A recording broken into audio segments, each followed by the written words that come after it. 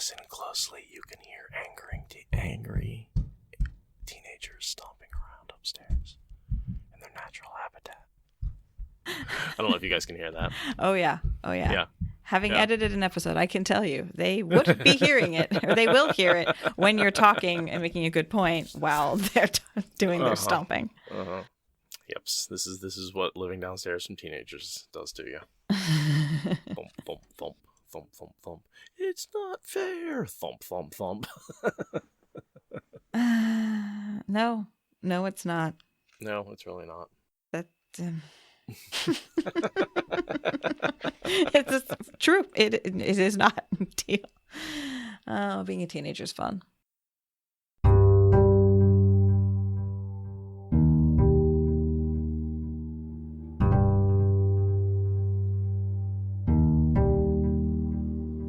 This is the Wheel of Time Spoilers podcast. So this is Chapter 1, To Keep the Bargain, and we have the Seafolk gulls, I suppose? Gulls, Seagulls? Yeah, definitely gulls around a star. 2 gulls around a star making a square. It's almost a tessellated square. It's got sort of those curved corners that makes it look like it would fit together in an E.C. Escher painting. M.C. Escher? E.C. Escher. Who the fuck is E.C. Escher? M.C. Escher. I knew who you meant. Escher. Escher.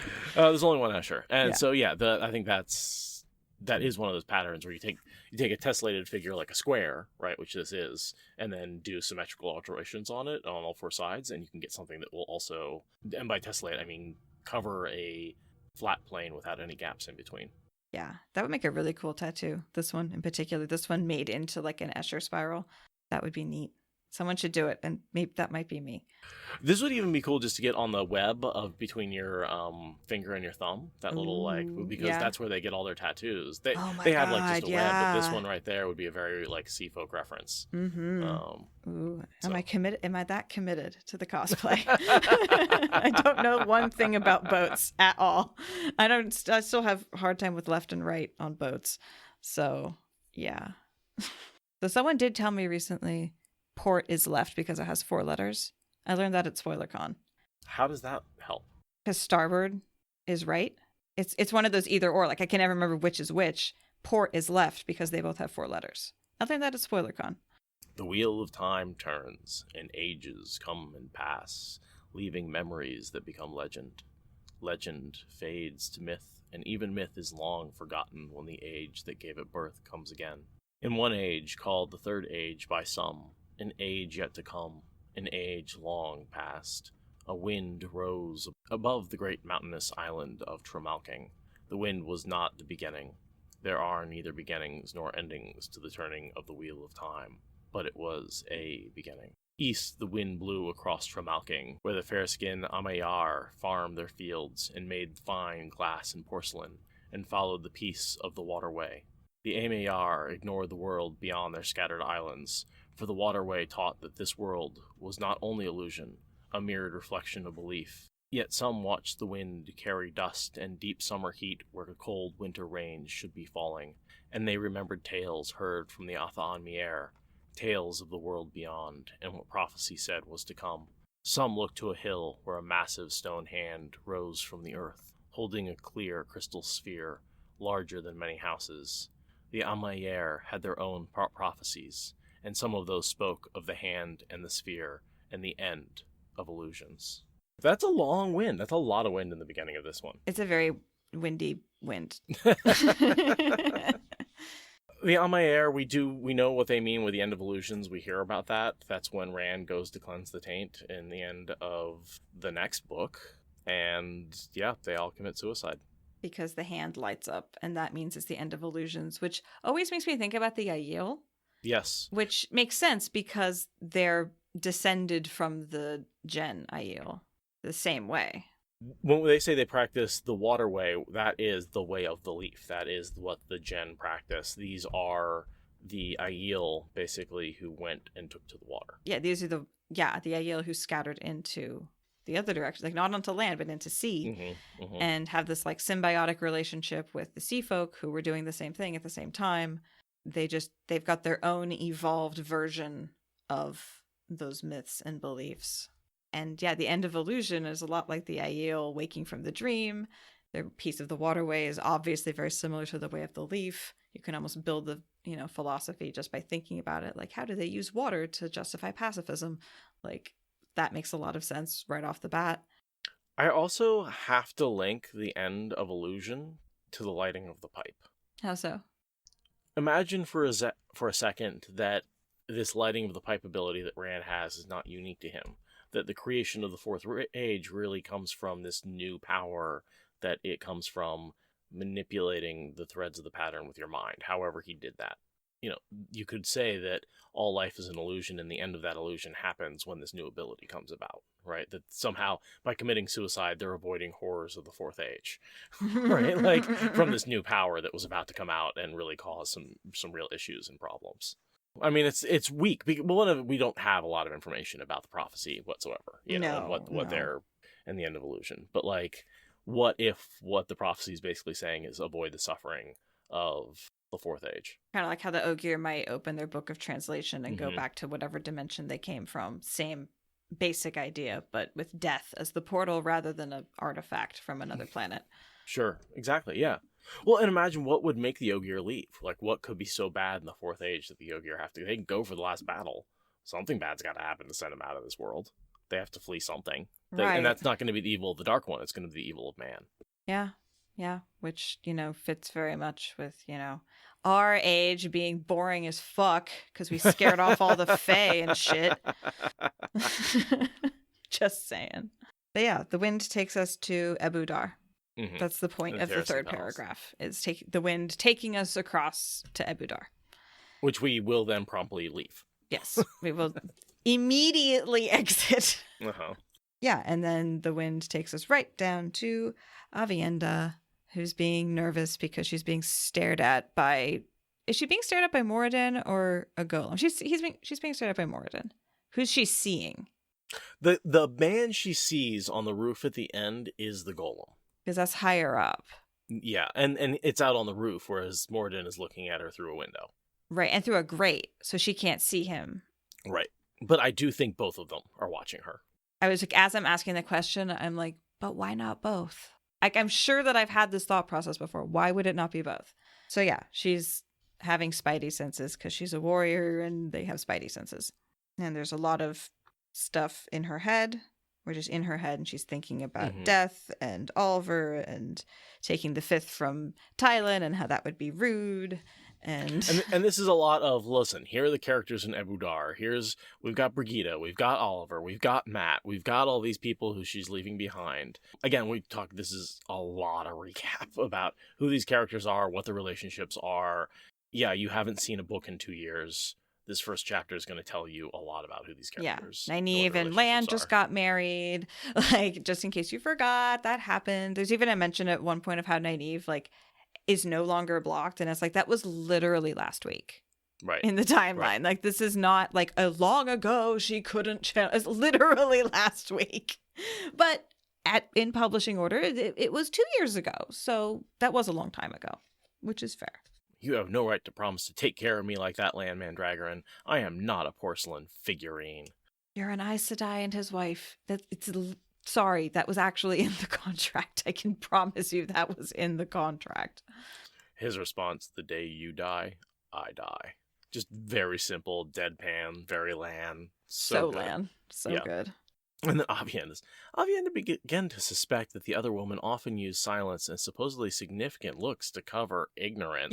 Yes, she is. Yeah. You think? Uh-huh. You're beginning to suspect that, are you? Yeah. Yeah. Maybe try doing that, and it's funny. The unreliable narrator is strong in this chapter of recap. It is. It gets you back into the feel of how the unreliable narrator works, because it's been 2 years, unless you were rereading for the whole 2 years, which only a weirdo would do. But one of the things I like about this chapter is it is very much from Avienda's POV, and we don't get a lot of Avienda's POV. It's a nice way to give us some recap, to be like, okay, Avienda, who we don't normally get her opinions, here is her opinion about all of these things. You may know them already, but you don't know Avienda's opinion about them. Mm-hmm. And so there is something fresh about this chapter, even though it is a lot of recap. even though we're brushing over it, a lot of like Avienda feels this way about X, Y, and Z comes from this chapter. Because it like almost all of her opinions are summed up in this thing about everything that's happened over the last, 3 books with these girls. It's more fun to read to yourself than it is for us to talk about, because it's just like, this is who Avienda is. This is a chapter that is really giving you that. But like, yeah, there's seeing the other characters through her eyes is neat, and seeing how she sees herself is neat. But yeah, it's just, there's not a lot to talk about. No, I like this little sentence on Aiel humor. Sort of gives us a framework for what I think about how I judge Aiel humor. Tripping someone who had tried to walk too high was always fun, or watching it done, and even a shortfall was worth a laugh. And I think a lot of the like Aiel humor is confusing, has a lot to do with someone who tries to strut and then gets like basically humiliated. Mm-hmm. And the reason wetlanders don't get it is either they don't understand the arrogance because the arrogance goes over their head, or they don't understand the humiliation because they don't understand why, a certain thing is humiliating. Like, right, yeah. Useless labor is humiliating. Like, doesn't make sense to right, them. It's many layers deep. But the structure of that, I think, gives you a really good clue as to how most Aiel humor is formed. And if you understand that sentence, you understand a lot of their jokes. Yeah, for sure. Well, we also get to learn exactly how old Avienda is. Almost 20. That okay. is stated right there on the page in this chapter. So just in case anyone was wondering where she sits in the swath of ages canonically, she's almost 20.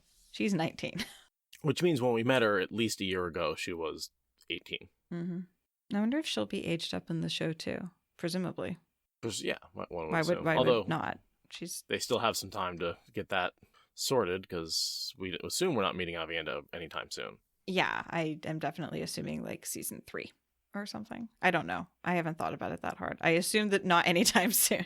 And so then we run into Teslin, which is worth a mention. Definitely. Because a lot actually falls out from information that we wouldn't have anywhere else. It only exists here, which is basically that, hi, I drugged Jolene.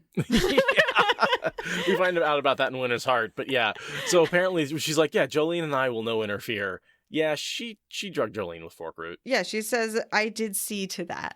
Yeah. I gave her fucking drugs. I roofied Jolene. Yeah. Just so that you can get away from Elayne and get away with whatever you're doing. But in a lot of ways, that's why they get captured, right? Because Jolene is drugged when the Shanshan. Yeah. And her warders get her away, but that's why she can't get away, is because she not only is drugged, but she can't channel. Right, because then she wakes up and she's like, let's get out of here. Fuck, I can't channel. Like, right. I'm still suffering the fork root hangover. Yeah, and she would have gotten caught instantly if she had. So thank goodness, right? But it's like somehow Teslin has learned about fork root. Oh, because she has orders to get Nyneave and Elayne. Mm-hmm. That's why she has fork root. But she just fucking gives it to Jolene instead because she's so mad at Elayne. It's entirely because she's pissed at Elayne. Teslin is that shriveled up old teacher who has been teaching for way too long and is done with his kid's shit and is not messing around anymore and will fucking drug her children for some peace, right? Like, yeah, she literally does not care anymore.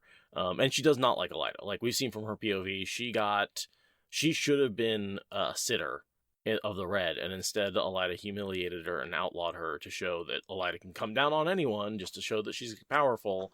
And like, so Teslin is deliberately undermining her and not sending her information and making sure she doesn't know what's going on, because she does not like Elayne. Like, she's loyal to the tower, she does not like Elayne. And like, Jolene doesn't like Elayne either. Like, the two of them hate each other and hate Elayne, and it's just everything's being done out of spite, in that everything to do with them is being done out of spite. Which is emblematic of the White Tower in general, right? I mean, that's what's going on with the White Towers. No one trusts anyone else. Everything is just a spite-filled, hate-filled, undermine, toxic, backstabbing fest. Yeah. This is why Shiriam thought that any sister would join the Black if given the chance, because that's the culture. Every bad job I've ever worked that then lasts for thousands of years. That's so uncool. Even centuries is not cool. Yeah. And then there's this great line from Avienda. A wise one did not stoop to thrashing someone with her fists, but she was still only an apprentice. It's like, oh. She is so an apprentice. She is not ready to declare her independence. She's even right here saying, I am an apprentice, right? She's not in that space of being ready. She's not ready. No, but I love the in-between space that all of these characters occupy. They are not old enough or respected enough or gone through enough ceremonies to be like the official Aes Sedai or wise ones. So they don't necessarily have the responsibilities that come with that and haven't gone through all the indoctrination, but at the same time, they're not novices. They have so much more powers. They've dealt with so much stuff. They've had more experience than half of these quote unquote full wise ones or full Aes Sedai, right? They are in a lot of ways more than even some of the best of the Aes Sedai. And so they occupy this weird in-between space that gives them a lot of freedom and a lot of power. It's like being a grad student, right? Yeah, like you don't have the responsibilities of like surviving in the real world and holding down a job.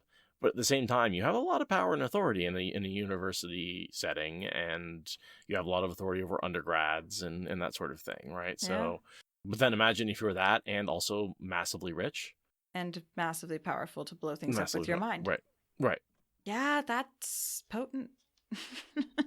And it's like, oh, I'm on sabbatical, right? Mhm. Which these girls are. So they get to go Mhm. travel the world with a bunch of money Yeah. and no real responsibility. And while they're at it, they're uncovering all these really cool things. And it's like, basically, there's a reason why people in their 20s make a lot of discoveries. They have the time and the energy and the freedom to do it. And then, so speaking of being young, Elayne then completely faceplants on a curse. Pull your nose out of our coats, you summer ham, and be glad we do not choose to take issue with you supporting an usurper on the Emerald seat. And Lan is just like, what? Lan's response is my favorite, because everyone else is like, whatever, that was Yeah. gibberish. But Lan's like, that wasn't gibberish, but that was not right. Yeah, like, what did you just try and fail to do, girl? Yeah, it's hilarious. It's like, I'm gonna mother goater your up the butt. You know, like, Yeah, it's just the toddler in the kitchen. putting it together. Yeah, it's just like that. They're all curses, but they don't go well together. That doesn't make any It's sense. beautiful.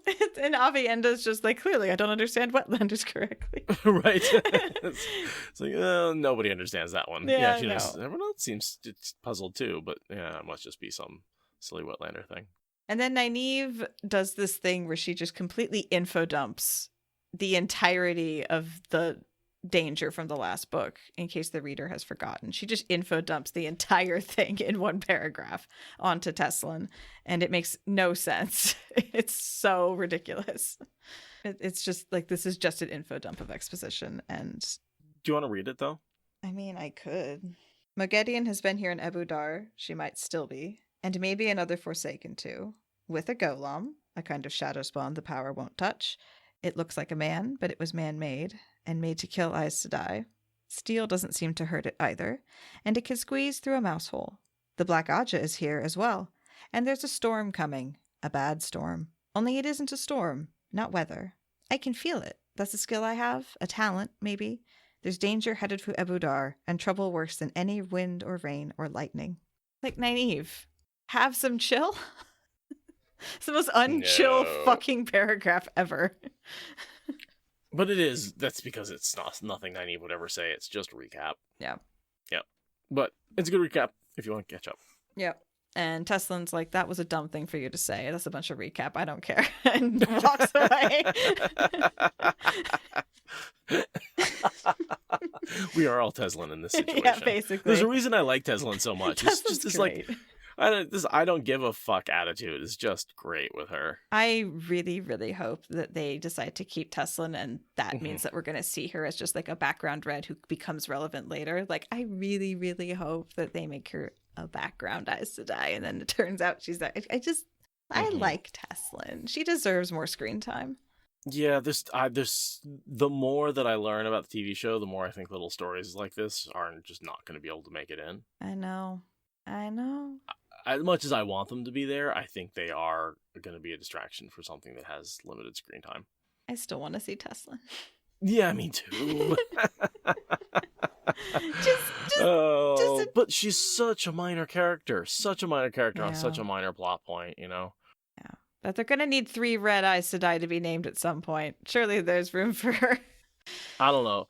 We don't even have a Bail Domon at this point, so I think Bail Domon's going to be cut, and he's such a major character to me that it's like, if he's the bar, right? Like, there's so many people below that bar that I just can't I can't have faith that they're going to be there, because he's majorish, both in the beginning and at the end for different reasons. But yeah, so Avienda considers punching Teslan, which is neat. And then Lan's like, we should probably skedaddle. Brigida's like, have you tried herding cats, bro? The warders are just having this whole, like, Nyneave, or Brigida and Lan and the other warders have a whole subplot going. This whole series of chapters. Like, they have their own warder thing going on. It's so funny. Yeah, it's definitely background stuff, though. Yeah, it's completely background. We get a timeline confirmation that the Festival of Birds was 2 days ago. Elayne regretted not having a chance to truly see the Festival of the Birds just yesterday. What does yours say? 2 days ago. And I'm pretty sure that's what the audiobook has. 2 days ago. Watt Encyclopedia says early printing stated 2 days ago. This is being corrected. So just yesterday is actually the correct timeline, and 2 days ago was an error in early printings. Okay, I read the line and I was like, I feel like this is off, but I'm really bad with timelines, and we've had some confusion over just exactly how these days have gone with Matt, because we see it from both Matt's perspective and this perspective, and they are so tightly compacted.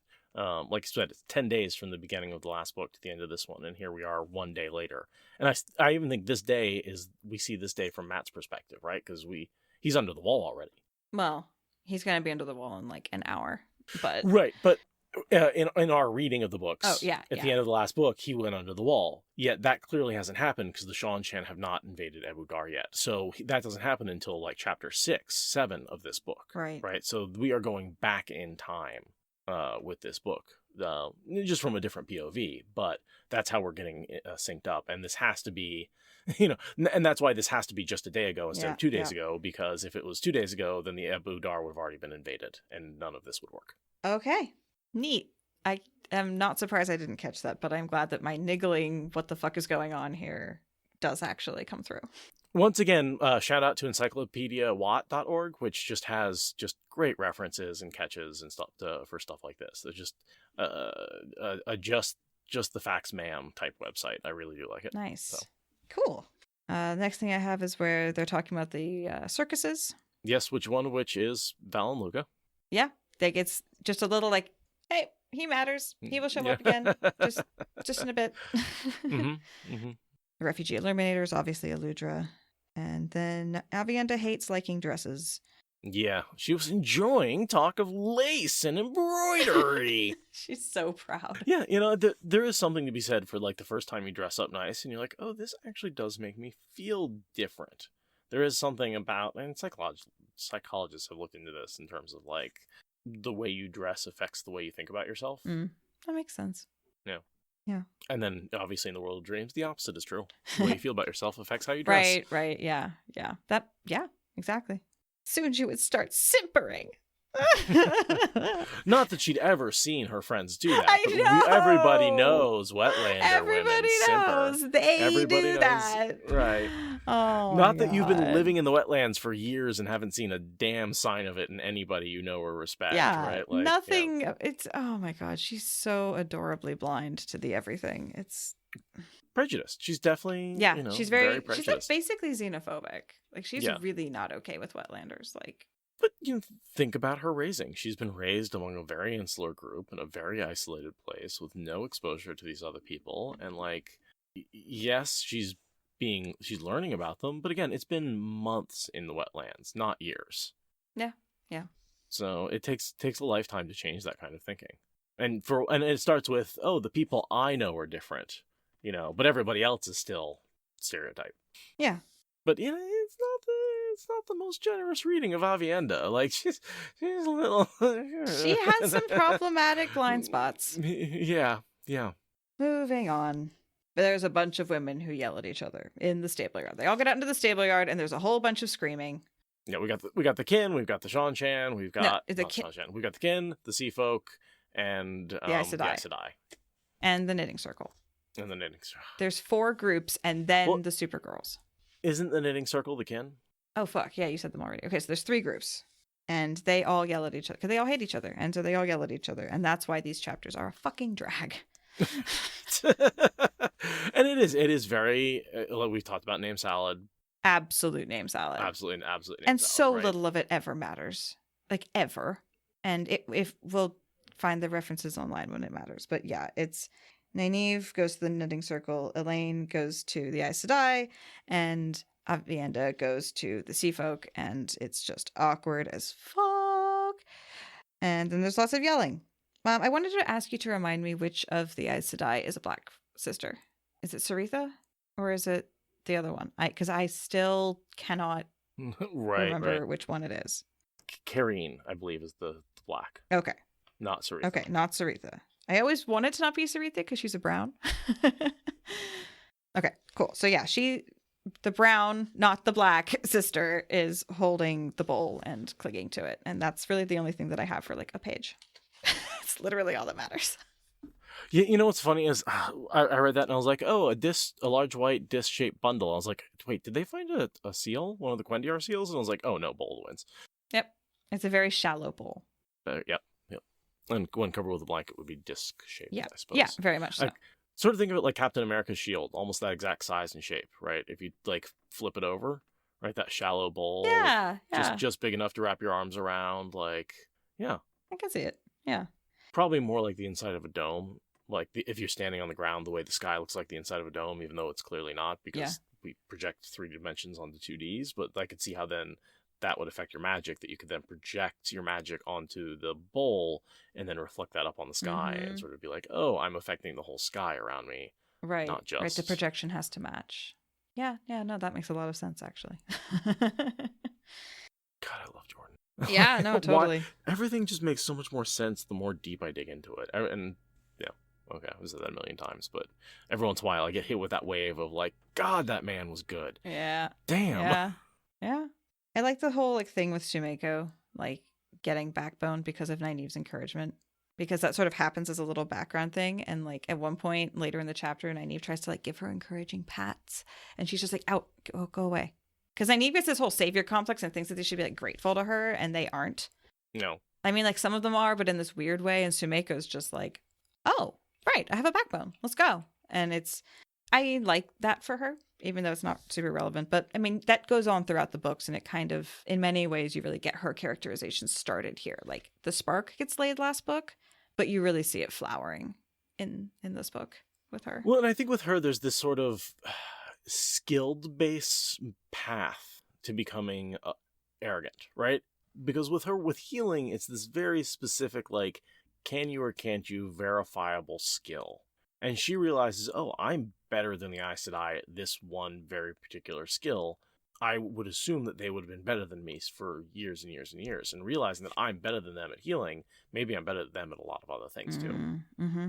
Maybe we are equals. That sort of and so I think that Sumiko has that pathway to becoming, quote unquote, equal in her own mind with the other Aes Sedai, whereas some of the other kin, it takes them longer to realize that the Aes Sedai are actually just big idiots. Mm-hmm. and yes, I always come back to Moraine's quote, the power doesn't change us. You'll find the same kinds of women in the tower, greedy, selfish, noble, pleasant, unpleasant. Jordan does such a good job of showing us some of the unpleasant sides of women who can channel in these chapters. It's brilliant. It's frustrating, but it's brilliant. Yeah. Very much so. Yeah, no, I like that interpretation of what's up with Sumiko. And then Avienda thinks about how it's weird how the Aes Sedai rank themselves by strength and the power rather than age. It's just one of those cultural misconceptions. Everybody ranks themselves differently. Avienda doesn't even know how the wise ones rank themselves, so whatever. Yeah, it's all irrelevant. And then we get the setup for the whole Ispan thing, where the kin don't want her and the Aes Sedai want her, and Nyneave and Elayne don't want that to happen, but literally everybody else wants that to happen. And this is just a setup for that. The various parties saying, "Hi, I want this," and Elayne being like, "No," and then, and I think it's a legitimate thing. I think that's a legitimate it's not a good idea to give the Dark Friend back to the Aes Sedai because guess what? There's another Dark Friend. That's not why they make that choice, though, and I don't understand what their reasoning actually is here. I also know why they want the kin to hold on to her. The kin don't want her. Why are they insisting that the kin hold on to her? I think it's putting the backbone into them. I think it's, you will realize that you can hold this woman. This woman is no better than you are. Really? I think that's what it is. Yeah, kind of. I find it a very weird hill for them to be dying on. And we spend like 2 chapters of them bickering about it. And it's just like, well, I don't know why this had to happen. I think they think it's a good idea to not leave a dark friend with her sisters and friends who she may be able to talk into helping her out. It's much easier to hold a stranger that someone tells you is a dark friend than your friend that someone tells you is a dark friend. Maybe. That's so. I don't know. I just think there's a lot of reasons for it. Makes sense. And then once you make that decision and everyone's bugging you, you have to put your foot down or else your leadership's going to be undercut. And so I think it's more about sort of putting your foot down and sticking with it. It seems like all results are neutral. So why, is it really any better to have them over here than over there? No, but I made that decision, so you're going to listen to me. That's fair. That's fair. I can see that. Strangers are safer. And so, and we see Rand doing this all the time when he does, he puts these soldiers in not their homeland to fight and those soldiers in not their homeland to fight, or he gives the Aes Sedai to the wise ones, or he, but not to the Black Tower because they're evil against them. So like separating people who are allies and giving them to other people so that they're going to follow what you say because they can't fall back into old behaviors. Yeah. It's a leadership technique that Jordan has definitely assigned to his quote-unquote good leaders. Mm-hmm. I don't know if it works so well in real life, but it does seem to be something that everybody around here seems to fall into. And there's the whole discussion about, from Avienda's perspective, this discussion about Egwene's plan to bring all women into contact with the tower. And you get a foretaste of how the Aiel are going to feel about that when Egwene actually proposes it to her Wise One friends. Avienda's reaction is pretty much what their reaction is, which is like, maybe that could be cool voluntarily, but don't make it happen on purpose. And I realized that there hasn't actually been shouting yet. The section I skipped over before was not shouting. It was a description of the sea folk. Now there's shouting. Now the shouting section happens. Avienda's like, who should I kill first? Because she is a calm, rational adult who does not make completely rash decisions. Right, so basically Nyneave outshouts everybody and they all shut up. That's everybody's shouting until Nyneave outshouts them, and that's how that segment begins and ends. Yep. I don't really have anything to say about it. No. It's just Avienda being so violent. I'm like, how shall that be violent? It's fun to be in her head, but it's not. Yes. So they seem to say, hey, maybe it's time to go before his shouting breaks out again. Mm-hmm. And Avienda creates the gateway. Not really sure why Avienda's the one creating the gateway in this case. I think it's to free up Elayne and Nyneave. Yeah. And maybe you know what I bet it is that Aes Sedai cannot demean themselves to the roles like opening gateways. She's outside of that hierarchy, so she wouldn't be demeaned in the eyes of the sea folk who they're trying desperately to impress by holding the door. I mean, the person who holds the door cannot be a good leader. Gotcha. Or cannot be a powerful leader. I bet that's what it is. I like the description of her of Saidar, but it's not. There's nothing to talk. It's just. It's fun to be in her head. That's literally it. Yeah, and again, we're getting these. Again, it's recap about how channeling works, right? Yeah. You need one every book. Draw more. Yeah, she's weaving the flows together. Right. Yeah. All this terminology about like, okay, instead of just saying seizing the power and wove a gateway, we get it described in all its glorious detail. Yeah. Mm-hmm. Yeah. Totally. And she created an identity between this place and the place she had chosen on a map with Elayne and Nyneave, of course, which is they're heading to the farm. Yeah. So they pop beyond into a large clearing miles north, and we get this from the golem's perspective later also, that they just run a few miles to the north, and Moridin assumes that they go like hundreds of miles or whatever, thousands of miles. He assumes that they're going as far as possible. They literally pop just a tiny bit north, which is so smart. They had that idea that they shouldn't run far because whoever raided the storeroom is going to look for them. They completely like hide in plain sight. It's great. And the golem seems to follow them to the farm, but it loses them when they flee the farm away from the Shanchan. Right, yeah. He follows slowly and leisurely and misses them because he's got other priorities. And that's why he ends up turning on Matt, because we do see from his POV that he sees the women as easier targets than Matt. And then they start going through very slowly, and we take pages and pages and pages to get everyone through the goddamn gateway. while Avienda gets paranoid. And the only thing I'll say about Avienda is she does have trouble weaving this type of gateway. She seems to have a different kind of gateway that she wove when she was fleeing Rand that was more instinctual, that is woven in a different way. But this weave is similar enough that it's giving her problems. Yeah. It's that whole learning a weave that's similar to a weave you already know is hard. And that's why she's having so much trouble forming this gateway and why it takes all of her power. And she complains about that and all that kind of stuff. And why she can't move more than 5 or 6 steps without this weave beginning to weaken. So yeah, this is all those troubles stem from fleeing from Rand. Having some serious shame issues. Because as we see in her head throughout this chapter, she has a lot of shame issues. Yeah. That's a feature of her personality. It's not a flaw, it's a feature. She gets watched. She's being watched. Anyone could be behind the wrought iron grill work. We know that someone is. And also the gholam is hanging out way the fuck up on a spire. So they're both watching her. She sends a message through because she's feeling paranoid. And that message doesn't get through. And it doesn't change anything. And it's completely irrelevant. That's just a reason for her to be pissy at the sea folk in the next chapter. Right? It's like, oh, was that person a dark friend? No, that person was just lazy, I guess, and didn't think it was important. No, didn't bother to pass it off.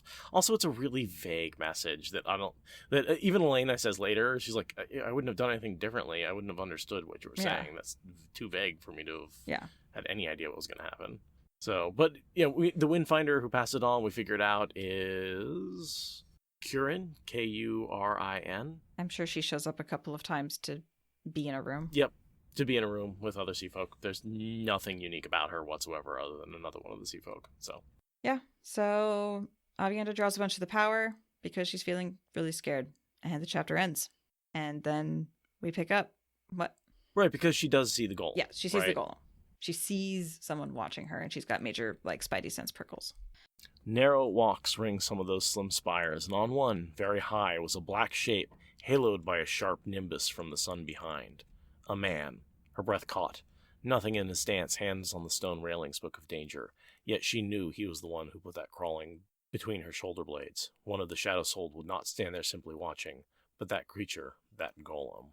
Ice formed in her belly. Mm-hmm. She's got that spidey sense of shadow-tainted things make channelers feel creepy. But also, it makes sense that she can't make any details. The sun's behind him. He's backlit. He's just a silhouette. So they head through the gateway, and we enter chapter 2. And, yeah, we switch POVs. We're out of Avi's head, which is sort of a bummer, but it happens. We go into Elayne's head instead. Chapter 2, Unweaving. And our symbol is the 4-leaf clover snake. Which, there's no Forsaken in this one, is there? Oh, no, of course there is. There's Moridin. Mm-hmm. Yep. So, yeah, that's his thing, and the Unweaving is the Unweaving of the Gateway, which he speculates about. Yes. Very specifically, the unweaving of the gateway. It's a very big deal. Elayne stepped to one side as soon as she was through the gateway, but Nyneave trampled across the clearing, kicking up brown grasshoppers from dead grass and peering this way and that for evidence of the warders. Of one warder, anyway. A bright red bird flashed across the clearing and was gone. Nothing else moved except the sisters. A squirrel barked elsewhere in the mostly leafless trees. And then there was silence. To Elayne, it seemed impossible those three could have passed this way without leaving paths as wide as that behind Nyneave, yet she could not make out any sign that they had been there at all. Yep, it's field. And Nyneave settles down to look in Lan's direction. Elayne basically says it's probably just process of elimination or being really clever. Finding a track, yeah. Someone speculated that, hey, she healed him. That's supposed to point you in someone's direction, vaguely. That might be, we always complain that that's one of those Eye of the Worldisms that seems to have gotten left behind. Maybe this is that. Maybe she's using the healing connection to sense his vague direction. Yeah, maybe he's got a special signal that he can leave on his things, or maybe there's some one power bondy stuff with the Windfinders and their marriage. Why not? Yeah, we don't know. We don't see the marriage bond, the marriage ceremony between Lan and Nyneave. Maybe it is some sort of one power bonding. The Aiel certainly have it. Maybe the Sea Folk have one power magic, or maybe they've incorporated that into their culture. We don't know. We really don't, but we probably not, because you think Nyneave would have mentioned the power in a weave and speculate. She would have noticed a weave and speculated on it. It's rare. Yeah. Yeah, probably. I like the idea that it's that thing that we complain about as being an eye of the worldism, like actually showing up and paying off. She always just has a vague sense of the people she would care about enough to heal. Yeah. I prefer that headcanon for this moment. Me too. I'm going to stick with it. And then Elayne thinks about how Avienda is braver than her because that's what the girls self-delude about. Right. Whereas the boys' equivalent is, oh, he's better with women, and with women it's, oh, she's braver. But in a lot of ways, aren't those the same thing? To some people? Yes. Being good with women is basically being brave. Not like having confidence. Everyone tells you, like, oh, just be confident, be brave, like go up and ask. Like a confident person. Yeah. I mean, so I'm told, right? Yeah, so I'm told. Totally. Yeah. So Elayne hangs out at the gateway so that she can sense all the windfinders going through and hop through if Avienda has a problem, because she notices Avienda looks stressed. But she also wants to just sense the windfinders and do some dick measuring. Basically, Elayne embarks on a very not subtle dick measuring contest. Yeah, I didn't even really consider that, but yeah, that's basically what she's doing. I mean, she's not like holding the power and flexing, like, but No, she's still measuring. Like the men would have to do. Yeah, exactly. Yeah, and she talks about how the Windfinders have the knowledge, they're going to do full circle of 13, you know, all the planning that they've put into the Bowl of the Winds that we hear about over and over and over again. But yeah, so... And then we get the 3 apprentices, yeah, one of whom talk about them? kind of, sort of, almost matters a little bit, and then doesn't. Talon. So Talon, who is almost very, very close to Nyneave and still getting stronger, so basically as strong as any of the Forsaken, you'd think would matter at some point, right? You would expect her to come barreling out of the White Tower with some badass skills and come in and save Nyneave at the last minute or something, but no, she just fucking... No, she vanishes. She vanishes to the tower with Morel, because Morel is like, I am getting out of here because I hate the sea folk, except for this novice, basically. And they head to the tower, and I don't think we ever see her again, unless I'm misremembering. Yep. Zaida leaves for Ilion, accompanied by 12 Windfinders, including other apprentices. The Jen in chat is like, oh, lesbian kidnapping. You hauled.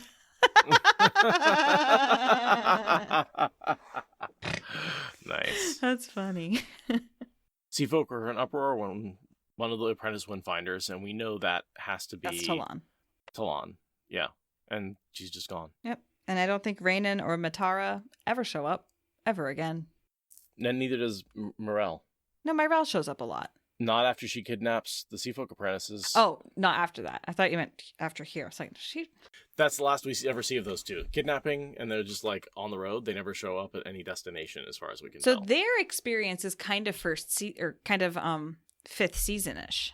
They're like on the road, running away from their problems, and then the apocalypse hits, and they have to survive as just lost refugees. Basically, yeah. It's kind of a Tonki-Esun relationship. They could be in the White Tower and just no one talks about them. No one cares. I think they get caught on the road. That makes more sense to me. Yeah, it makes more sense. Because you think someone of that power would be talked about. Yeah, exactly. Like, oh my god, she showed up and she was X-powerful. And Morel showing up brings news about the Sea Folk bargain and perspectives on the Sea Folk experience and all of that. So yeah, I think they just get caught on the road mid-apocalypse. And as we talked about with the compressed timeline, there's a lot of places where you can get caught on the road and just never make it to anywhere significant before the last battle happens. Which makes sense in the real world, right? Like, not everyone's going to be in a dramatic place. Some people will be stuck on, the off-ramp or something. Still, it's definitely a Chekhov's gun that just is left on the Talon is a disappointment. Yeah, it is. But yeah, Rainan and Matara, even more so. Nothing ever happens with them. But yeah, so Elayne's like, oh, wow, I'm not the strongest channeler in the world. So surprising. And that's it for a page. The next thing I have is Lenny Sayings. Lenny Sayings. Because I can't skip over a good Lenny Saying. Nope. So Elayne's freaking out over Rand possibly dying. She's like, wait, peel the apple in your hand, girl, not the one on the tree. Because it's like, you can't do anything about Rand. Mm-hmm. And then tears are for after. They just waste time before. Those are 2 really good sayings. Really good sayings. Yeah. Which is very much deal with what's in front of you, not what's happening somewhere else, and not what's going to happen in the future. Yeah. And then there's this weird thing with, like, the kin being all like, oh, we have to apologize to our war crimes prisoner. That's a really important thing. Oh, I'm sorry, Aes Sedai. It's just, it takes up so much page space, and it's so fucking stupid. Yeah, it's basically realizing that your heroes shouldn't be up on a pedestal. It turns out Harvey Weinstein was a bad guy, right? Like, but there's still a lot of people who want to venerate him and want to say like, oh, well, maybe, he created all this good stuff, or maybe he, like there's that sort of like, you worship the movie producers, you worship the people of power and influence. And in this world, those are Aes Sedai. And even when they fall, it's hard to be like, well, yeah, she's evil, but she's Aes Sedai. Mm-hmm. Mm-hmm. We still venerate all our celebrities that fall. I don't. Well, as a culture. As a culture, we do. And as much as you'd like to deny that you were not part of that. I wish that I could just tap out. But no, I'm embedded in the matrix of reality. We live in a society. Ugh, disgusting. I know, right? Why haven't we formed our own commune yet? The Wheel of Time? Well, right. We have to finish the podcast first. Yeah. We're recruiting. Yeah, we're currently recruiting the cult. We actually formed the cult and built the compound after we finish the thing. Yeah. Tears are for after. They just waste time before. Right. Exactly. Exactly. Let's keep on task. Speaking of task, Elayne is now going to sort some angreal. Which is the most fun part of this chapter, of these two chapters. Yeah, we're like, let's get to the sorting of the angreal bar. This part's fun. Finally, the cash pays off, right? Like, they finally get something out of all of the Ebou Dar stuff in the last book, which is some terangreal and angreal. She's sorting through, and basically all she's doing is figuring out whether something is a terangreal or not. Yeah. Does it hum or does it not hum? Is it garbage or not? Always makes me wonder if she misses any of the male terangreal that maybe don't have a resonance with Saidar. Yeah, that actually makes perfect sense. I mean, aside from the fact that like terangreal have a certain look, but yeah, she's only keeping the things that feel right. She doesn't talk about throwing away any interesting figurines. No. One of those table legs could have been a male angreal. That's what I'm saying. Yeah, clearly. None of them match, right? Like, someone was a carpenter who was like, my angreal will be the leg that has supported me this entire time, most powerful thing in the universe. And it turns out she's just throwing it by the wayside because, it didn't respond to Saidar. Yeah, that's a completely plausible scenario. Okay, so the first one she finds is a stone carving a little larger than her hand. It felt like stone. It might have been a carving, though it did not exactly look carved for some reason. All deep blue curves, vaguely like roots. I think it has something to do with growing. Oh, that makes sense. The blue roots. Avienda does read this one when she does her whole reading in Knife of Dreams. It is for growing something, not plants. Something like holes, but not exactly. Activate it only requires singing the right song. This is a talisman of growing ways. From the Ogier. This is where the ways came from. This angreal would grow new waygates. Because they gave the people angreal that they could make more with after. And you only have to sing to activate it, right? Male Aes Sedai made them, but they're dying out. So they gave the Ogier a song activated thing. This is one of them. There's probably many, many of them. Well, probably not that many, but a handful. Several, yeah, but several. But yeah, this came in, obviously after the Ogier stopped growing more waygates, they probably fell into disuse and somehow came into possession of the kin. Yep. That's a cool one. I never noticed that before. I actually somehow sorted that with the junk. That's why I was like, wait, I missed that one entirely. Yeah, no, that's a good one. So this one, it doesn't use Saidar directly to trigger it, but it engages with Saidar once it gets triggered. Right. So I'm assuming, well, that's interesting, yeah. Oh, so then, but men made it. So it must trigger both. Right. It must resonate with both. So she's going to find angreal that can terangreal that can be activated with not channeling, and use both powers, but she won't find one that's only for men. I gotta wonder, though, maybe the resonance to Saidar is the fact that resonance is like, it's not responding directly to Saidar, it's the Saidin is resonating with Saidar somehow. And that's what she's actually detecting. So then she would detect male and female ones alike, because it's just, this is a power item. Right. I like that better. It makes sense to me that just, you can tell if an item can channel the power holds the powers. Doesn't channel the power. Sorry, Moraine.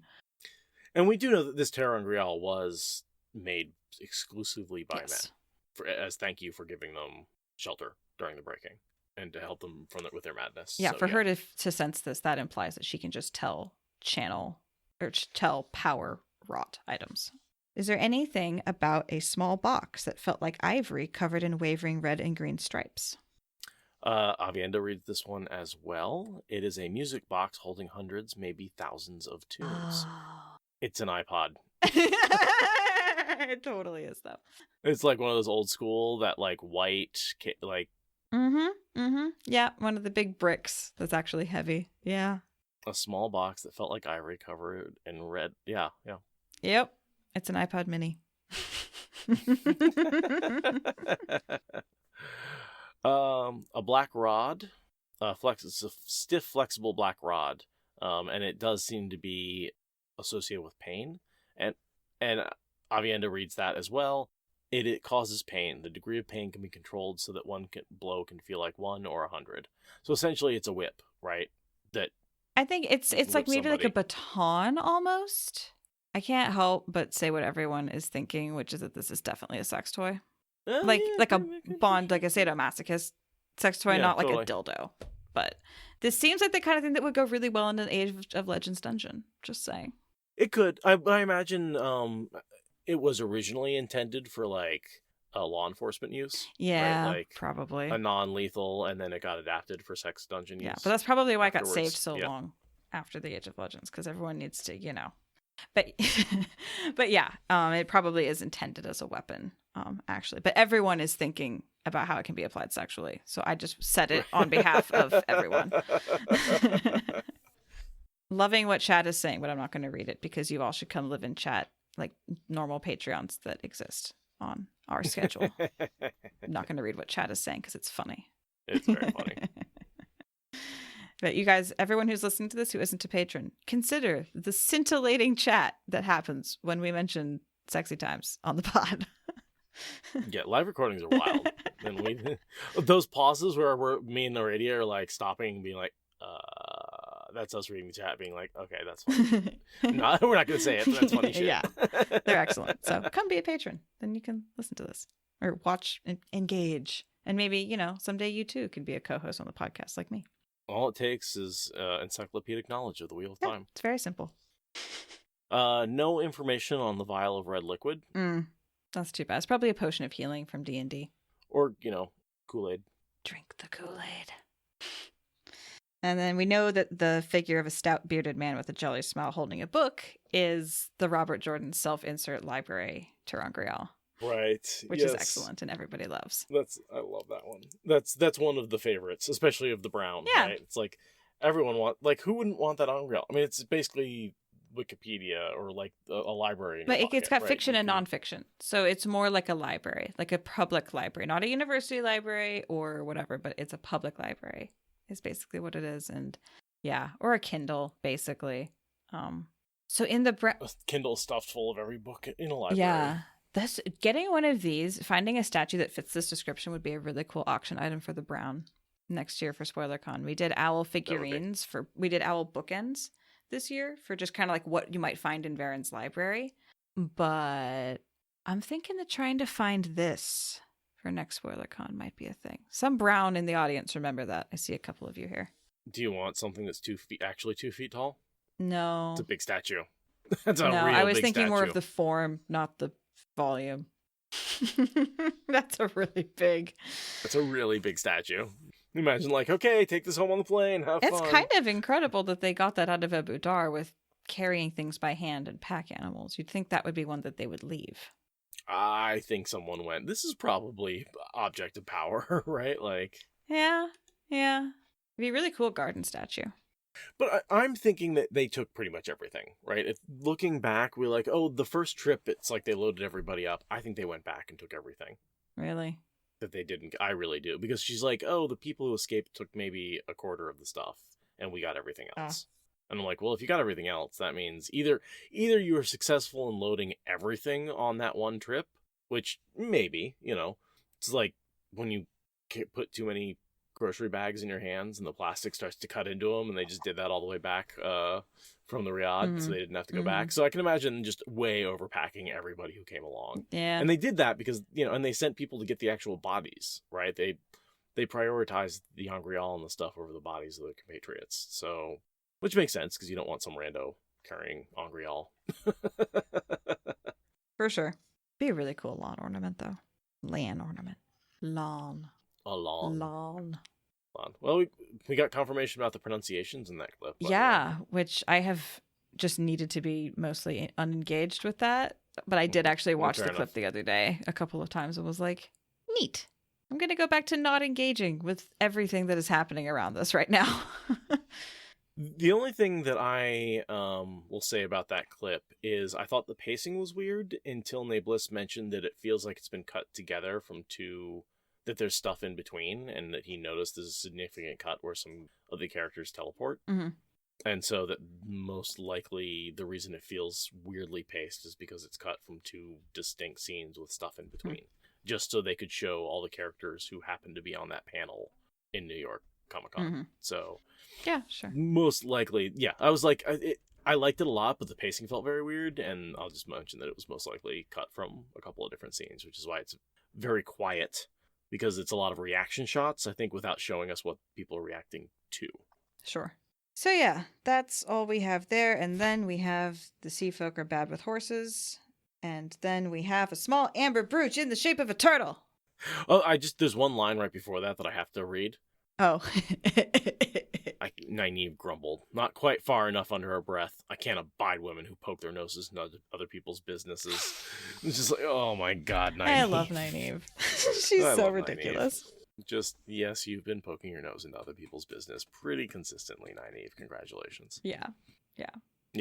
So we get the amber brooch in the shape of a turtle, which becomes her go-to angreal for a while, right? She gives it to Talon for the Bowl of the Winds portion. And right, then she gets it back. And yeah, I guess she does kind of hang on to it herself for... I think she gives it to Avienda at some point once she's pregnant and can't channel. That's right. And she's like, Avienda, have you thought about channeling twice right, as much and power? Avienda's like... And Avienda's like, ooh. yeah, first she's like, I can't take something from you. And then Elayne's like, but you'll get twice as much power. And then Avienda's like, grabby hands. Which is funny because that's like the weakest of all the angreal. She's like, I'm not going to mention that the one I'm getting to Nyneave would have given her like 100 times as much power. But that's only because Elayne can't channel because of her pregnancy at that point. That's the only reason she gives up. So yeah, she has it from here until about halfway through her pregnancy. And she's all like, ooh, now I can study them and figure out how to make them, which is a fun thought.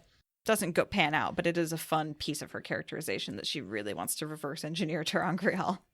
Which I love the fact that angreal and sangreal are the result of terangreal. That terangreal, we think of angreal as being first, like you have something that amplifies the power, and then you have all these complicated machines. But it turns out angreal are actually a product of the complicated machines. That like you need the complicated machine to manufacture the simple amplifier. Yeah. And that we see Rand come with the seed, terangreal, and gives it to her. So really that's what she's missing, is she needs to create a terangreal that will create the angreal, and she doesn't have that.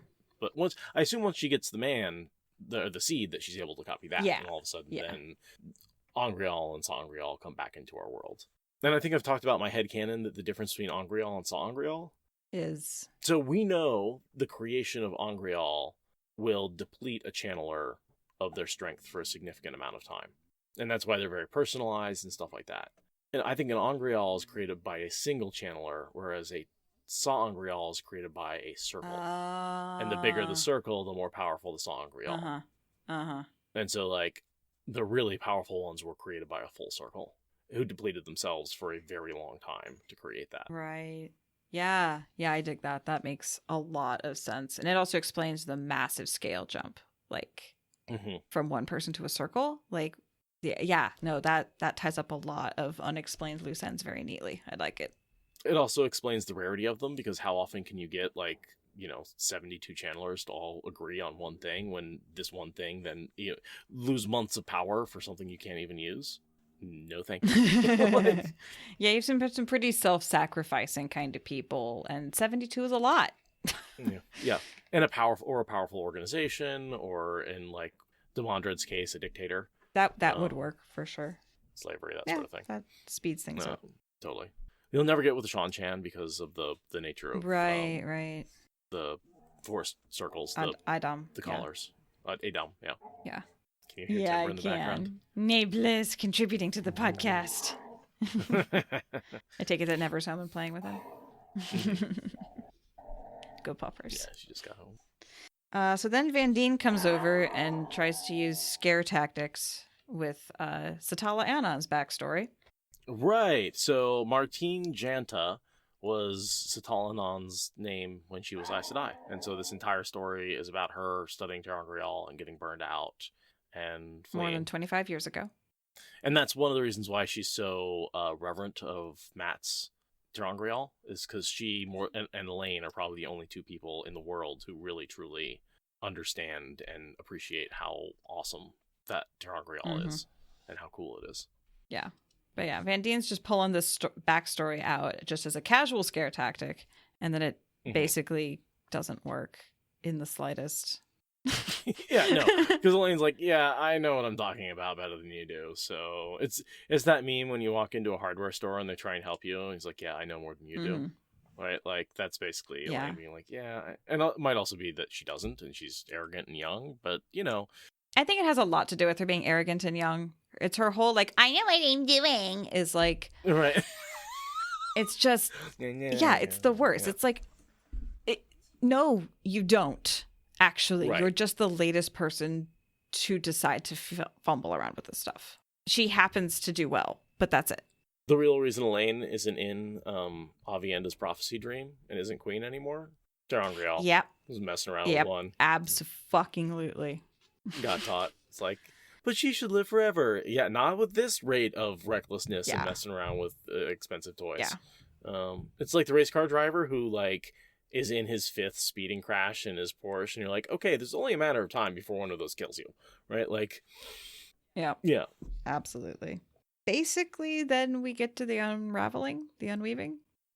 The gateway trembled as Avienda carefully picked apart the weave that had made it. It shivered and flexed, the edges wavering. The last flows came loose, and instead of winking out, the opening shimmered, the view through it of the courtyard fading away until it evaporated like mist in the sun. It's a pretty cool description. And that's an important event, both because it freaks out Moridin, and it leads to Elayne trying to do the same thing later, which leads to the explosion, which scares off the Shan Chan for a long time, and creates, quote-unquote, the weapon that they don't have, right? So that little incident actually sort of echoes down through. It influences the Shan Chan strategic plan for quite a while. For the rest of the series, yeah. Yeah, they eventually come to the conclusion that maybe the weapon doesn't exist, but that's a conclusion they're reaching like right at the 11th hour, so... I think it's basically when they decide to attack the White Tower, they're like, well, we saw it used once, but chances are it was a one-time thing, and we're not going to see it again, or they don't all know it, or it was I think they'll even say it was an accidental explosion. Yeah. And everyone's like, But it changes how they approach our heroes and the war with them for a while, which is kind of cool. But it's because Avienda unpicks this one and actually succeeds that Elayne is like, I can do it too. I watched this on YouTube. I can wire a house. Yeah, and then it turns out everyone's like, no, one house fire later. Right. Yeah. Everyone's like, thank God you didn't burn down the whole neighborhood. Yeah. And everyone is rightly freaking out because it is possible that everyone in the radius of this weave could have been stilled, which would have been every single one of these Aes Sedai kin and sea folk, right? That was a hell of a risk to take. Right. Avienda's confidence in her skills is a lot. Especially considering she, like, accidentally threw a fireball not that long ago when she was like, she went, like, we don't see a lot of her training montage, but at some point over the last couple of chapters, she's gone from, oh, I can weave fire to, oh yeah, I can casually pick apart these gateways, no problem. Yeah, I mean, the wise ones are on the right track with teaching the skill, but Avienda basically pulls in Elayne with her level of confidence, and then Elayne copies that as Elayne. It's just bad. You're not wrong. It was necessary, to quote Avienda. The wise ones say... And so, okay, so I did have some confusion around here, because she talks about anyone can learn how to unpick weaves, right? If you know how to unpick embroidery. And then later she says, that is a wild talent, girl. Neither Teslin nor Jolene has it. Or do you Aiel warders all learn that as well? Few can do it, but I can. And so I was confused, but I was like, I realized the talent is not the unpicking of the gateway. The talent is the reading of residues. Yes. And so we actually see two significant talents from Avienda here. The unpicking of the gateway, which isn't apparently a talent, just something you can learn with practice. But also the fact that she can read residues and learn what those weaves do. And that's exceedingly rare.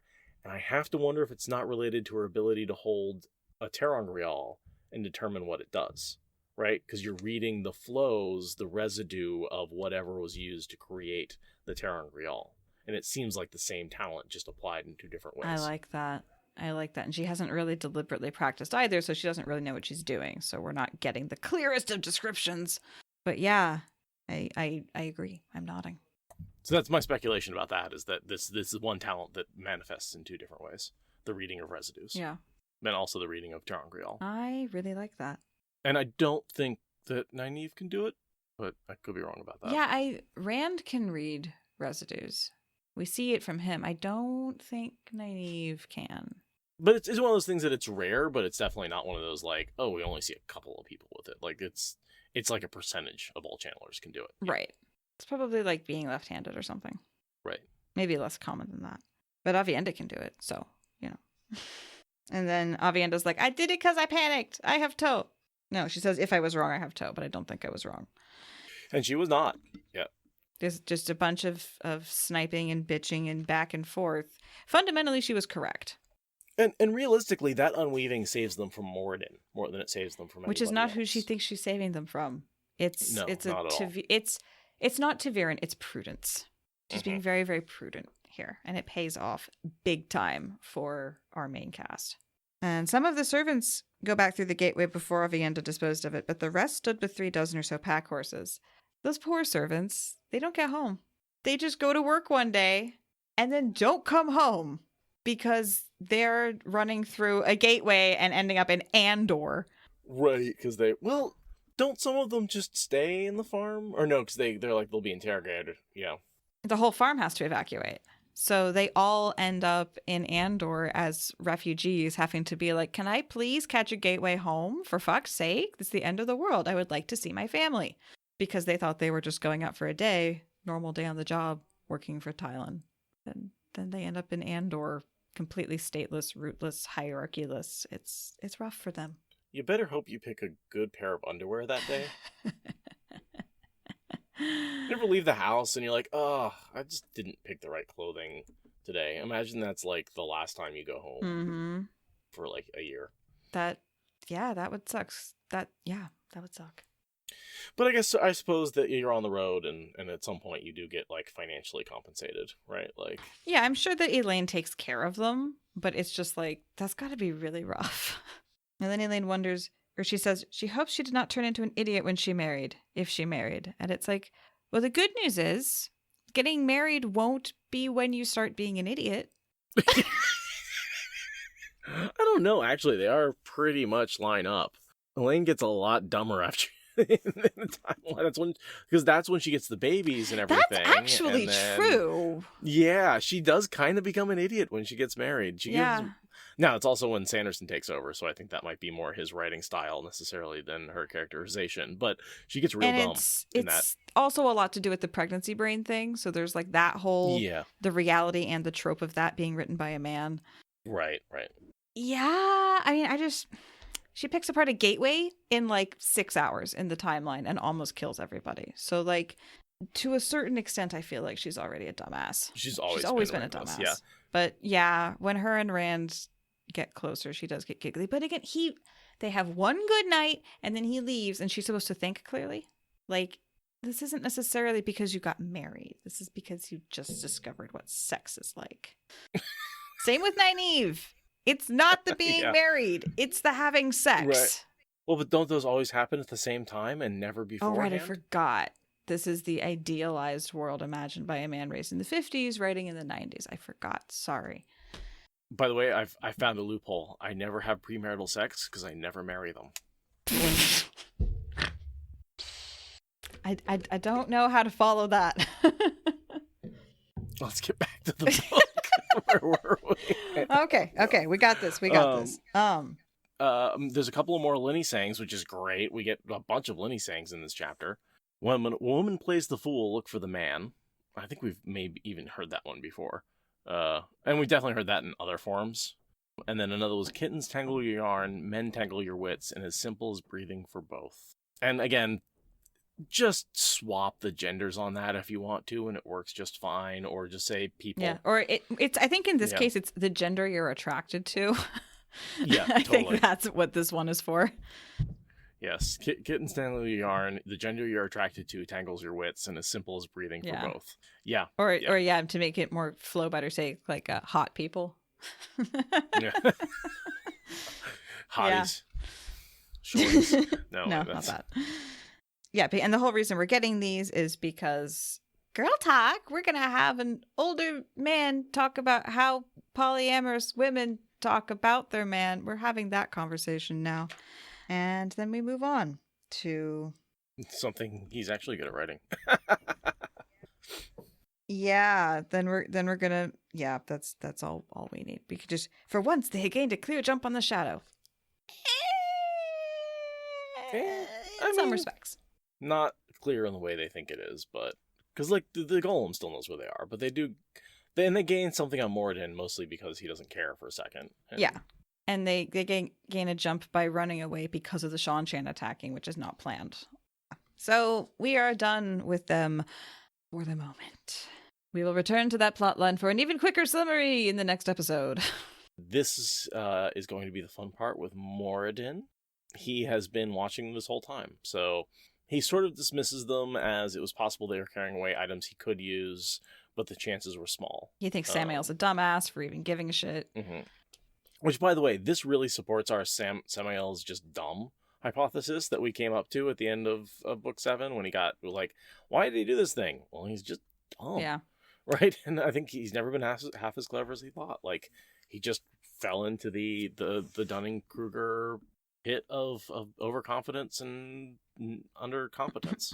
Yeah. Then the fact that the gateway gets warped melts his brain, and he's like, oh my god, the primitives are doing a thing I don't understand. Wow. Again, something I think that if you were transported back into, the old world, you'd see some very interesting skills that don't apply today. And you'd be like, how are they even doing that? Like, I don't understand how they acquired the skills or how they figured it out. It doesn't make any sense. It's not applicable to my life. What the hell is going on here in this ancient Greek city or whatever? There's stuff about that like we just don't understand because no one from that time is alive. And we can look at this the amount that we don't even know we don't know is huge. Yes. Always assume that we don't know the half of it. And so he goes through a bunch of stuff that didn't exist. And also drops some clues that Moridin is a Shamael, which at this point we know backwards and forwards, but at the time this came out, it wasn't entirely clear. A way to heal being severed, however imperfectly. So he must know about the healing of Suan and Leanne, right? Which makes sense because it's Dark Friends and Logain. But, I'm wondering if he doesn't know that he doesn't understand the difference between so we wouldn't know about Logain, actually, because however imperfectly implies he only knows about those. So that's probably because of Shiriam. And he might know that Logain is healed, but he probably doesn't know that he probably assumes that Logain has lost power as well, and doesn't know that he's not ground truthing that data point. Exactly. Involuntary rings are Shan Adam. Mm-hmm. The warders and the bond they shared with their Aes Sedai, that's something that we know is new and weird for all the Age of Legends folks. But here's the clue. He had known that for a long, long time. So that means he must be a Shamael because he's walked the earth over the 3,000 years. Whereas any other Forsaken would only have learned about that recently. Although there is some debate about Arangar and Osengar, that they maybe were close enough to the edge that they saw everything over the 3,000 years, so they may have been, even though they couldn't act, they had more visibility into what's been going on than some of the other Forsaken. That explains why they were able to pop out of the seal and immediately talk. Oh, fair enough. Fair enough. Yeah, okay. And that's why they were ground more finely, and they actually aged a little bit. It's because they experienced time in a way that the other Forsaken didn't. They experienced it as a dreamless sleep. We hear Lanfear talk about that. Whereas the other ones who were ground close to the edge, they actually experienced the time, may have actually observed some of the world passing by. But still, it's Ishamael. Yeah, well, right, yes. That's a long diversion to say, but anyway, it's Ishamael. Then Matic is like, hi, I'm a dark friend, just in case you hadn't picked up on that already. Right, yeah, the one who was willing to be bribed. I think we found out that like Matt interacted with him at one point and bribed him to bring him his coat or something like that. Or no, to bring Oliver into the sulking room. So yeah, and at the time we were like, oh yeah, he's the dark friend. He ends up getting squished. Yeah, and he brings Matt in like on the first day. Like he's one of the Ebou Dar that we actually get a name that is, there. And he's only here for a little bit longer. Yes. He lasts all of a page. Literally. He gets killed within a page of showing up in the scene. Because he's blathering on to Moridin, being like, oh yes, this is what the girls are doing, this is where they're going, this is what they have, and he's not really listening, blah, blah, blah. And then he's like, wait a second. The weather? They're going to affect the weather? Then he gets angry and crushes Matic on accident. Right. And realizes that because he knows about the Bowl of the Winds, right? He knows there are angreal that were used to control the weather. To control the weather, but it took a lot of them. So he's like, well, they're not a threat because it takes a lot of them. And he's like, well, wait, these women, again, can do things I'm not familiar with. They can control the weather. And if you combine weaves that do more than they should with the bowl that can amplify them, maybe that might affect everything and cause the Dark One. Think about what the Great Lord does. What powers does he? He promises a lot of people a lot of things, and he affects the weather. Those are really the only two things he ever does. And resurrects some people. Right, and so there's some weird stuff that happens at Sheol if you bring someone there that he can affect, creating Slayer, that sort of thing. But like, for the most part, the weather is the only real tangible influence that he has on the world. Yeah, and so you can see why he'd be pissed if this got interrupted. I like how Moridin is like a drug addict. As soon as he gets angry, he reaches for the true power. She's like, I'm pissed. I need a fucking hit. Like, there's just this it's a very strong connection between dependency and anger. And I mean, as soon as we're done with this recording, I'm gonna go get myself some more drugs. But drugs are good. I know what I'm talking about. That's all I'm saying. So I really want been listening to Tarvalon After Dark, and they always do a clever commercial. I need them to do a commercial about a Bannock juicer. Like, if you're a golem and you need fresh blood, get yourself a Matic juicer, aka Moridin. Oh my god! You should definitely pitch that to Brian. I bet he could make some very horrifying jokes out of that. I'll send that to him. Yeah. The Matic Juicer 1000. Yes, coming out in the year 1000 of the Third Age.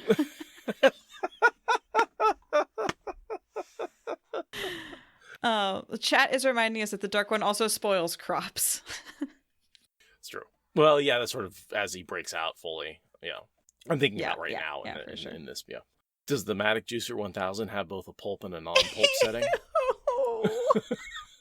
So gross. Why would you say these things? But like, also, we're all thinking it.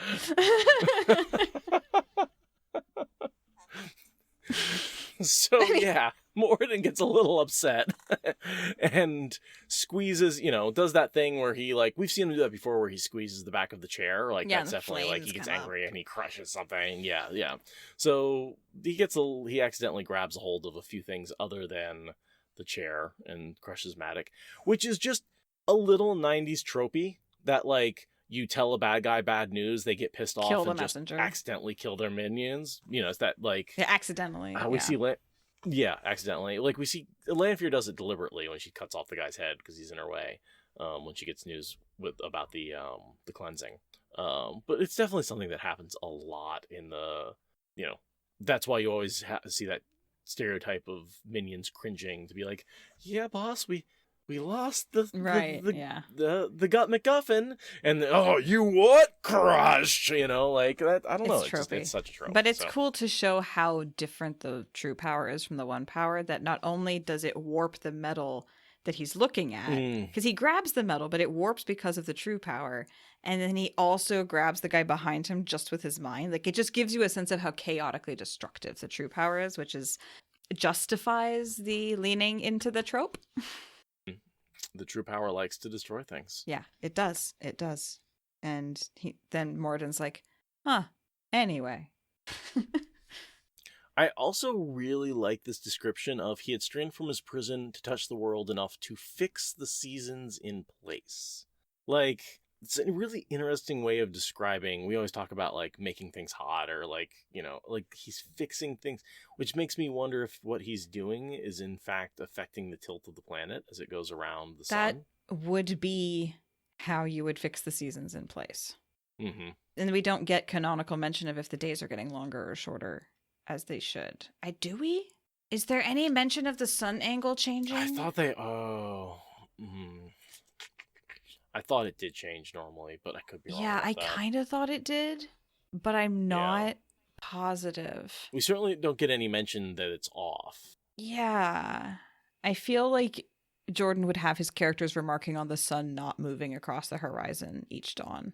We have enough people who are up late or early in the day that, like, we'd get that. If he's a smart guy, he would know to mention that. But I mean, yeah, like, to fix the seasons in place, the way you would do that would be to fix the tilt of the planet. Otherwise, you just have to, like, magically add a bunch of energy to the atmosphere to keep it from cooling down. Which makes me wonder if he fixed winter in the south hemisphere and summer in the northern hemisphere. I mean, conservation of energy would imply that, but we're already breaking conservation of energy by adding the energy to change the seasons. Oh, well. We're also breaking conservation of energy by having the Wheel of Time that goes for infinity, because, you know, our universe has a very distinct beginning, middle, and probable end. This is true. So, but how else could you do it? You could, here's how the Dark One could do it. The Dark One could change the angle of the sunlight going through the atmosphere to redistribute the heat from the sun, even though the planet's still tilting as it would. Yeah, I mean, you'd have to really bend it before it hit the whole sun. Yeah, I guess. Yeah, because I mean, the way they fix it is like they fix it. How do they fix it? But that would change the location of the sun in the sky just the same way, right? To change the radiation, you change the perceived angle of the sun in the sky. Yeah. Because all that solar radiation is what we see and feel, right? Like, so, yeah, that's a bit of a conundrum. How do you change the seasons without just, like, other than physically adding and removing heat from the atmosphere? Which maybe, I mean, that he could do that as well, right? Like, he's everywhere and nowhere all at once, right? Extending himself out to just, like, absorb heat from someplace. Maybe that's what he's able to do. Yeah, maybe, just taking all the heat from the southern hemisphere and making it winter. Dark One Gulf Stream. The Great Lord Stream. Yeah. We are so off track. We so can do off this. track. We can do this. So Moridin thinks to himself, he has to find those women before they use this Bowl of the Winds, and failing that, ellipses. So basically the fact that they make the Bowl of the Winds work is a huge victory for the light, because Moridin is suddenly all about stopping them. Right, and the fact that he misses the fact they're just a couple of miles away is deliciously funny. And the gholam knows. The gholam fucking knows. Chef's kiss. Dramatic irony? Yes. I just want to say he disliked people meddling with his carefully laid plans. Those who did so and lived to pay. Very threatening. Very threatening. And yet he never seems to affect the women. Like, it just seems like he forgets about, like, I think because shortly after this you get the cleansing, and that's, like, such a bigger deal than the Bowl of the Winds. He's just like, whatever. Yeah. Like, I'm on to the next thing. Yeah, no, the taint being removed from Saidin is definitely a bigger blow to the Dark. I mean, a little bit. They're both sort of the seasons really would have been, like, world ending though. Yeah, it is. Like, everybody would have died. It's no, you're right. Yeah. They're two different ways that the Dark really, really loses. It's like, yes, Rand could have won at the Sheol Ghul, but if the Trollocs had overrun all of society and had been unable to stop, like, then I think you have ended up with, like, one of the portal worlds, right? Where the Trollocs inhabit everything, and, like, no, the Dark One didn't win and get to remake society, but everybody's dead. The Trollocs rule the world, so oops. Yeah. It's still not a happy ending. Been watching a lot of Marvel What If, and so, like, that's Like, there's basically a zombie portal world. And Nice. that's the one thing we didn't get with Wheel of Time is, where's the zombie portal world? Come on, we need... Yeah. That was one trope he just didn't go for. Or like... Hinder's Tap, and that was Nope. Sanderson. So... Yeah. And then they're not really zombies because they're more... That's true. They become kind of like zombies after dark. The mindless violence and the easy to kill blood splatter thing is very much like it always feels to me like watching my brother play a first person shooter in a zombie setting. Yes. Yeah, that's a good point, that they do sort of become fast zombie like creatures who are, and they're just stupid, after... right? That's part of what makes them so freaky, is because they just fight like animals and they're uncoordinated. Right. They lose their higher brain function. So in that respect, they're like zombies. Yeah. And then they come back from the dead. That makes so. Okay. Yeah. They're magical, very magical. Get a zombie army for the last battle. It's fine. The golem stepped into the room cautiously, nostrils already twitching with the scent of still hot blood. The livid burn on its cheek seemed like a live coal. The golem appeared to be merely a slender man, a little taller than average in this time, yet it had never encountered anything that could harm it. Until that man with the medallion. What might have been a smile or a snarl bared its teeth. Curious, it peered around the room, but there was nothing beyond the crushed corpse on the floor tiles, and a feel of something. Not the one power, but something that made it itch, if not quite in the same way. Curiosity had brought it here. Parts of the grill over the window were crushed, pulling the whole thing loose at the sides. The golem seemed to remember something that made it itch in that manner, yet so much of what it recalled was foggy and dim. The world had changed, as it seemed, in the blink of an eye.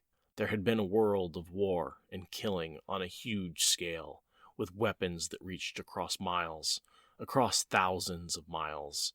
And then there was this. But the golem had not changed. It was still the most dangerous weapon of all. Its nostrils flared again, though it was not by scent that it tracked those who could channel. The one power had been used below, and miles to the north. To follow, or not? The man who had wounded it was not with them. It had made sure of that before leaving the high vantage place. The one who commanded it wanted the man who had wounded it dead, perhaps as much as he did the women, but the women were an easier target. The women had been named, too, and for the time being it was constrained. For its entire existence it had been compelled to obey one or another human, but its mind held the concept of not being constrained. It must follow the women. It wanted to follow. The moment of death, when it felt the ability to channel vanish, along with life, produced ecstasy, rapture. But it was hungry, too, and there was time. Where they could run, it could follow. Settling fluidly beside the mangled body, it began to feed. Fresh blood, hot blood was a necessity, but human blood always held the sweetest savor. Nice. Sinister. That was good. No, it's always fun to read these evil. I can get Fane vibes from the golem. Mm-hmm. Yeah, for sure. So we get a little glimpse into the Age of Legends, war machines killing on a huge scale with weapons that reach across miles, thousands of miles. Right? You've got basically missiles that can reach anywhere. ICBMs. It's interesting he can sense the true power. Makes me wonder if he's immune to the true power. I didn't think he was, but now I'm thinking he is. In the same way that he would be with the one power. Agree. That if he can sense it, it's not exactly the same, but he can still sense it. If he can sense it, he can be hurt by it. That seems to be the pattern that he's operating with. Or he can avoid being hurt. He can absorb it. Yeah, right. Yeah, exactly. It would be all the same to him. The man who had wounded it is Matt, of course. And that's why he didn't attack these women. He was staying away in case Matt was with them. So he's inevitably protecting them even when he's not there, which I thought was actually very interesting and clever. Like, oh yeah, they're under Matt's protection, right? Who's the one who commands it? Samael. I probably asked that before, but it doesn't know that Samael's dead at this point. Right. Because actually, technically, Samael might not even be dead because that happens on the day the Seanchan invade. Well, we see both of those happening at the end of the last book, right? Oh, yeah. And it seems like Rand goes off and fights Samael at the same time that Matt is encountering the Seanchan. So if we sync up those events, it might actually be that Samael at this point in the story hasn't died yet. Fair enough. Because again, we're going back in time a little bit. So So yeah, Samael is the one who wants these girls dead. He's the one who sent the golem. He's the one who has been commanding him this time. And which goes back into my theory that the golem killed Herod Fell because Samael thought he was Asmodean. A very Samael thing to do. The more we think about that, the more it totally lines up. Very Samael thing to do. Yeah. And then it's only once Samael's dead that Moridin takes over control of the golem, as he seems to take control over all the dark assets leading up to the last battle. So yeah, so it drinks the blood of Matic and, sops it all up because it's just fresh in one of the more horrifying parts of the series. Yeah, and that's who's now got a vendetta against Matt and may go after all of our channeling Supergirls. God, the golem is around for a while. He causes some real damage. He almost tips the entire hand. One agent almost completely changes everything. Hell of a find in the stasis box. And that was the blink that he was talking about, is the world changed in a blink. He was in a stasis box that whole time, which tells us a little bit about the experience of being in a stasis box. It literally is like no time passes for you. Yeah. You walk in, it's activated, that's the last until you are pulled out. That's it. Oh, Abigail is making me think, what if that's what the little glass vial is? What if that's how you store a golem? Drop of blood in a vial that's like magic or something. And it's like you pour it out and all the liquid comes out and it's like... Yeah, and it becomes, like a genie, basically. Maybe this is a genie thing. A golem in a bottle? Who knows? Could be. We have no evidence at all anywhere. Can do what we want. I think he stretches out. I think their mass doesn't change. I wonder how Samael was able to, command it, right out of the gate. Honestly, straight compulsion. Can you... Well, no, because you can't compel... Gotta be some other, I am one of the Dark Ones chosen, so you will obey me because you're a dark creature kind of thing. Mm-hmm. There has to be something built into them that forces them to obey somebody, or else they wouldn't be useful as a tool. So when they were created, and they seem to be able to sense Forsaken? Is that correct? Most Shadow Spawn can't, right? Because Fades certainly, and for Trollocs and Fades will only obey other chosen, other Forsaken. When someone impersonates Samael, I think Grendel does it. I'm not entirely sure who does it, but someone impersonates him and sends Shadow Spawn off to do the bidding. They go, oh, it must have been one of us because only Forsaken can order around Shadow Spawn, and so there must be some way for the Shadow Spawn to verify Forsaken, and so I'm thinking that same thing is built into the golem and forces them to obey Forsaken. Makes sense. Yeah, so that was fun. It was a long recording, but hey, it was 2 chapters. It was 2 chapters, 2 for the price of 1, and 2 long chapters too. Neither of those was a short chapter. We actually busted through a decent percentage of the book today. We kind of did. Yeah, we kind of did.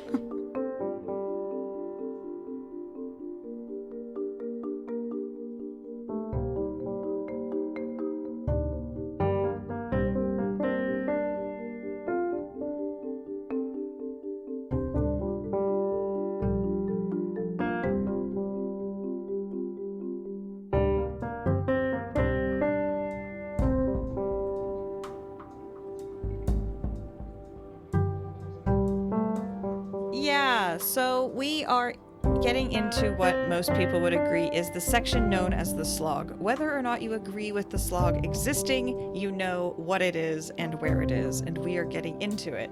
And we are not necessarily on either side of the slog debate. I think that we acknowledge that the slog is a subjective experience that is very real for some people and less real for other people. But there is a lot of pages spent on recap and unnecessary detail that we've hit before. And so we are going to compress sections of these books where it seems appropriate. And probably those would be chapters that most people would agree are sloggy. So, or sections of the chapters, at least. Yeah. And so there's a good chance that there will be more combined chapters in this book as well, simply because, we feel like the actual content we need to cover, a lot of stuff we have talked about in the past. So there's some of that we don't feel the need to rehash it, but also just especially in these 2 chapters, and we've hit on this before in some early parts of the books. There's a lot of recap. So much recap. There's so much recap, and we have talked about some of this stuff ad infinitum. I don't know if there's a word. Ad nauseum, ad infinitum. Yeah, all of it. All of it all together. It's a lot. It's walking and bitching and recapping, and there's just only so much meaning we can squeeze out of it after 390 episodes. We've given our opinions about this. It's definitely one of those, see previous episodes if you really want to know what we think. So that being said, if we miss your favorite detail or we gloss over something that you would like us to cover, please let us know. We'll try and go back and cover it in a later episode. One of the things we're also trying to do with these is have a faster turnaround time so that there's no longer 3 weeks between recording and release. Try and keep that down to under a week so we can absorb some of your feedback in more real time. But yeah, the one great thing about this chapter is, of course, we get to read the paragraph. Yes, we do.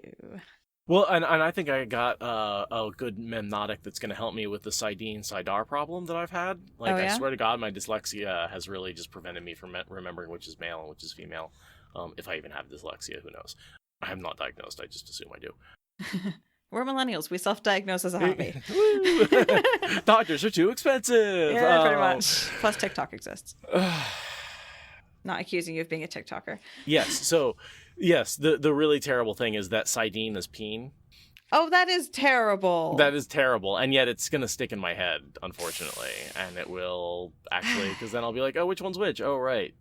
Sidar is going to be females because it's not the other one. I just realized I put my sticker on the most brand appropriate spot on my water bottle because of how I tend to use my water bottle. That was literally an accident of where I happen to have space. But yeah, that's the way, because you fold over the lid and hold it there. Yeah. Although I guess that ring could be in any orientation. It does. It moves, but it's tight. It doesn't move freely. So I guess, yeah, if I go back, I guess it actually does move. But it is still perfect. It's at the perfect height for where my fingers come under. That was a smart branding move on my part. Speaking of branding, I just want to show off the shirt, which is from, I gotta get my mirror right, Kelsey's Caravan. This is her thing in Canada, and I'm gonna go to it someday. Somehow I'm gonna go to Canada. But yeah, that's a very comfy sweater, and I want to go to her tiny house adventure hostel magicness. Me too. Although you're blowing my mind because I've always read that as Kelsey's Cavern, not Kelsey's Caravan. And again, I'm going to go with the dyslexia thing.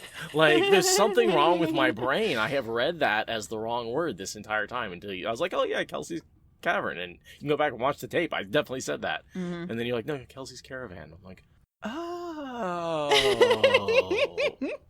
I have that problem too. It's a very empathizable problem. As well, was on the planning committee for SpoilerCon year 1, and so and was at year 0, so has contributed a lot to SpoilerCon being what it is. So yeah, she's excellent. Has been on Broken Earth, and yeah, she has a business in I forget where, Canada, but yeah, she has a really cool business taking people out on skill appropriate adventures. And her Instagram proves that she can literally do any level of adventure that you want. Literally. Sometimes I'm a little scared. I'm like, wow, you actually go and do that. Like, she's one of those people that actually can do that. But she can also take you on something that's very, very safe and appropriate. And she's got a little tiny house that she's building for it. And I think that the sweater's really cozy. So I just want to shout her business out yet again because she's awesome and deserves all of us to road trip to her. And if you want to hear her, she was on chapter 39 of the last book, which is only, 5 episodes ago? 6 episodes ago? Yeah, that was pretty recent, wasn't it? Yeah, that was very recent. I'm still in love with the sweater. I'm just addicted to wearing it, Yeah, so she's got a great voice, and you can go listen to her. Join us on an episode there.